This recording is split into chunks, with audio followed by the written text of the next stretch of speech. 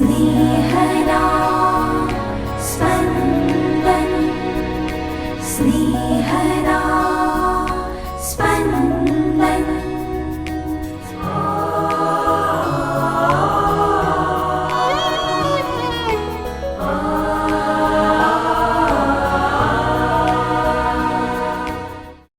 પ્રભુ પ્રકાશના પર્વ પછીનો શનિવાર.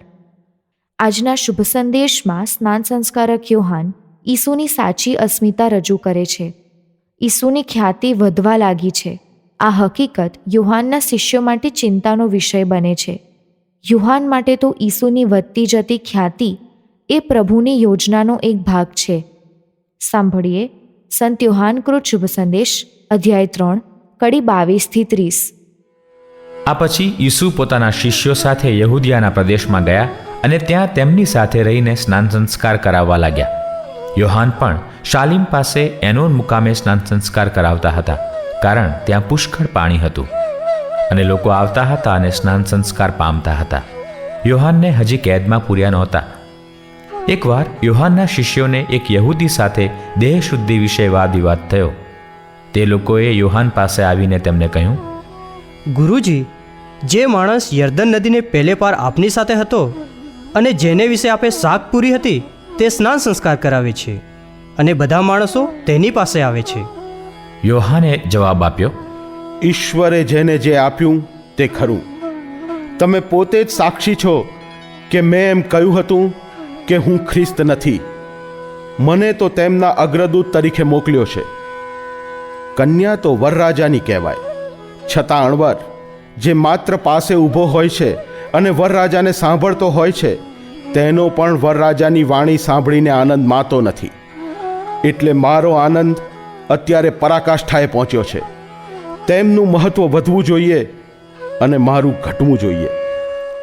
स्नेहदा स्पन्दन स्पन्दन। ઈસુ અને સ્નાન સંસ્કારક યોહાન સમવયસ્ક છે અને સમકાલીન છે. બંને પ્રભુએ માનવજાતની મુક્તિના આયોજન કરેલા કાર્યમાં પ્રભુના સહકાર્યકરો છે. સમવયસ્ક સમકાલીન સહકાર્યકરો વચ્ચે અદેખાઈ સર્જાય.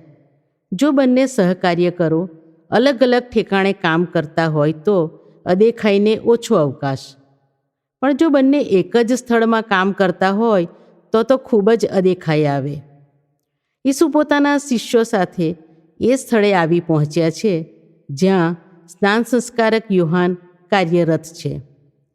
સ્નાન સંસ્કારક યોહાન સ્નાન સંસ્કાર આપવાનું કાર્ય કરે છે. તે જ કાર્ય ઈસુ પણ કરે છે. હવે જેનું કાર્ય ધીમું હોય, જેની પાસે ઓછા લોકો આવતા હોય, તેને પેલા સાથીની અદેખાઈ થવાની જ. અદેખાઈનું બળતું સળગતું જ હોય અને એ બળતામાં ઘી નાખવાનું કામ કરનારા પણ હોય જ. એ લોકો સ્નાન સંસ્કારક યોહાન સમક્ષ ઈસુની સફળતાની, વધુ લોકોને આકર્ષવાની શક્તિની પ્રશંસા કરે છે. જ્યારે પણ બે વ્યક્તિ વચ્ચે સરખામણી કરવામાં આવે ત્યારે ઉતરતી વ્યક્તિને ખૂબ માઠું લાગે. ઉતરતી વ્યક્તિ એ સ્થળ છોડીને ભાગી જાય. આવા સંજોગોમાં કેવી રીતે વર્તવું તે સ્નાન સંસ્કારક યોહાન શીખવે છે. સ્નાન સંસ્કારક યોહાન સંતોષનો પાઠ ભણાવે છે. જે વ્યક્તિને પ્રભુએ જે આપ્યું છે તે વ્યક્તિને તેનો સંતોષ થવો જોઈએ. સંતોષ એક અત્યંત ઉમદા ગુણ છે. હું જે કંઈ છું અને મારું જે કાંઈ છે તેનો સંતોષ. પ્રભુએ મને જે આપ્યું તેનો સંતોષ. બીજાનો મહેલ જોઈને મારાથી મારી ઝૂંપડી બાળી ના મુકાય. પ્રભુએ એને બંગલો આપ્યો તો સંતોષ, અને મને ઝૂંપડી આપી તેનો સંતોષ. સ્નાન સંસ્કારક યોહાનને ખબર છે કે પોતે માત્ર માનવ છે, જ્યારે ઈસુ તો માનવ અને ઈશ્વર બંને એકી સાથે છે. ધર્મસભા ઈસુની છે, લોકો ઈસુના છે. લોકો સ્નાન સંસ્કારક યોહાનના નથી. તેમણે તો લોકોને ઈસુ તરફ વાળવાના છે. સ્નાન સંસ્કારક યોહાન ઈસુને વરરાજા કહે છે અને પોતાને અણવર કહે છે. લગ્ન વરરાજાના થાય છે, અણવરના નહીં. કન્યા તો વરરાજાની છે. સ્નાન સંસ્કારક યુહાનમાં બીજો સદ્ગુણ છે પોતાની વાસ્તવિકતાની સભાનતા. હવે સ્નાન સંસ્કારક યુહાનને કોઈ ફરિયાદ જ નથી.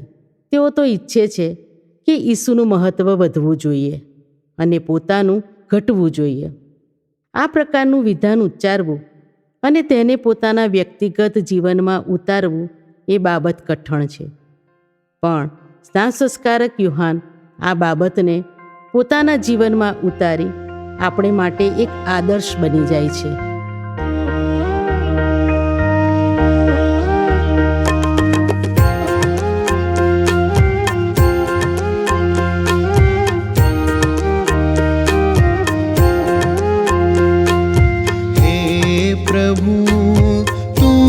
मुझने नम्र सेवक बनावजे. हे प्रभु तू मुझने नम्र सेवक बनावजे. निर्बल ने हूँ सबल बनाऊं.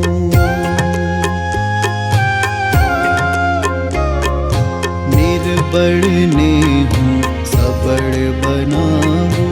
દિલની એવી પ્રાર્થના છે.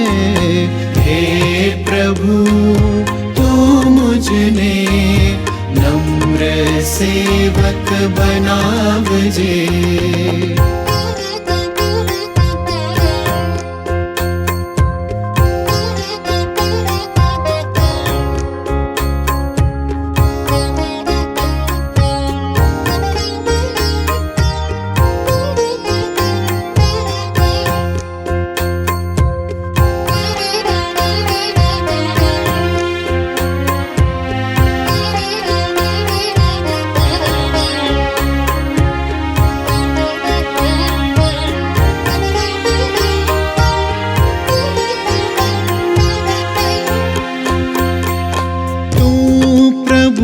છતાં દાસ જ બન્યો.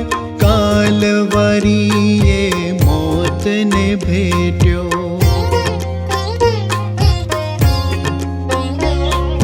તું પ્રભુ છતાં દાસ જ બન્યો. કાલવરીએ મોતને ભેટ્યો. તારું સ્વરૂપ આ મુજમાં પ્રભુજી. તારું સ્વરૂપ આ મુજમાં પ્રભુજી. તારી કૃપાથી સોહાવજે. જન સેવામાં જીવતર મારું.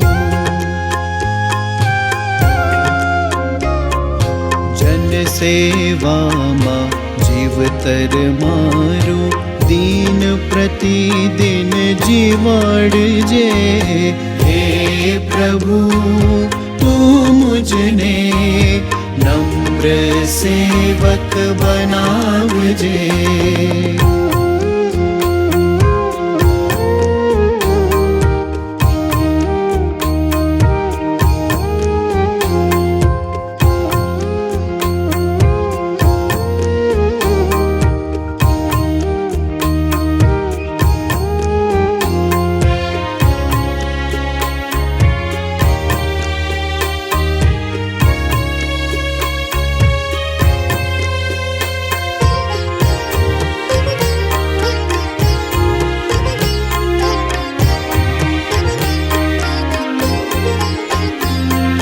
સેવા કરું ત્યારે બદલાની આશા.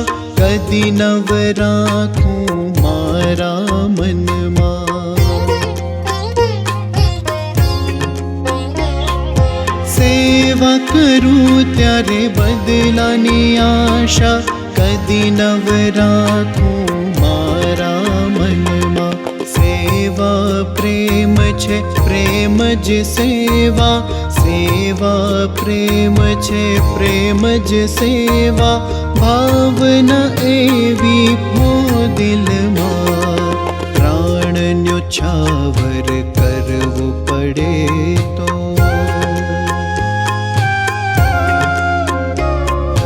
પ્રાણ ન્યોછાવર કરવું પડે તો.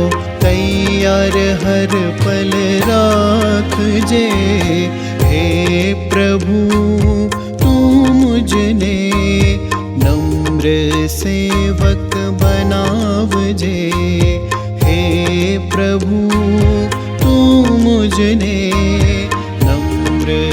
सेवक बनावजे निर्बळने हूँ सबळ बनावूं